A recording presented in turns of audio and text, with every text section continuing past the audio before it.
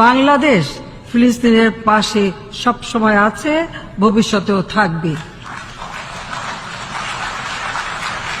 যেদিন একমাত্র প্রধানমন্ত্রী হিসাবে, মুসলমান দেশদের প্রধানমন্ত্রী হিসাবে প্রাইম মিনিস্টার জননেত্রী শেখ হাসিনা ইসরায়েলের প্রতিবাদ করছিলেন এবং ফিলিস্তিনের পক্ষে কথা বলছিলেন, সেদিনই আমি বুঝছি যে আমেরিকা এবং আপনার ইসরায়েল বা এই ধরনের ইন্টারন্যাশনাল ষড়যন্ত্র। কারণ আপনি খেয়াল করে দেখেন, কোন মুসলমান দেশ শেখ হাসিনার মতো স্ট্যান্ড নেয় না। এবং আমাদের কথা হচ্ছে যে দ্রুত এই যুদ্ধ বন্ধ করতে হবে, আর প্যালেস্টাইনবাসী তাদের ন্যায্য জায়গা তারা যেন ফেরত পায়।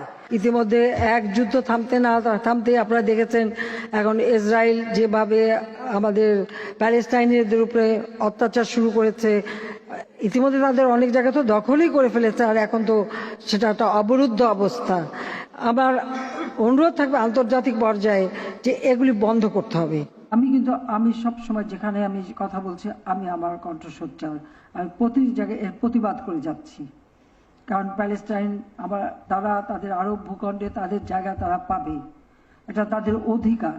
যারা অনেক সময় মানবতার এত কথা বলে, কিন্তু এ সময় অনেকেই চুপ থাকে কেন? আন্তর্জাতিক বহু সংস্থা এখন আর কথা বলে না কেন?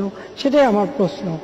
আমরা প্যালেস্টাইনি ভাইদের সাথে সবসময় আছি, আমাদের ছদ্মবেশ সব রকম সহযোগিতা আমরা অতীতেও করেছি, এখনো আমরা করে যাচ্ছি, এবং এটা আমরা অবশ্যই করে যাব।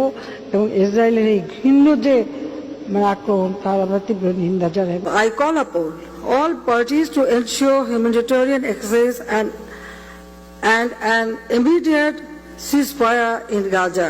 যে প্রত্যেকটা মসজিদে জুম্মার পরে এবং অন্যান্য ধর্মীয় প্রতিষ্ঠানগুলিতে যেন তাদের জন্য দোয়া এবং প্রার্থনা করা হয়। আর শনিবারে আমরা একটা দিন আমরা শোক দিবস ঘোষণা করেছি, সেই দিন আমাদের পতাকা অর্ধনমিত থাকবে। আমরা শান্তি চাই।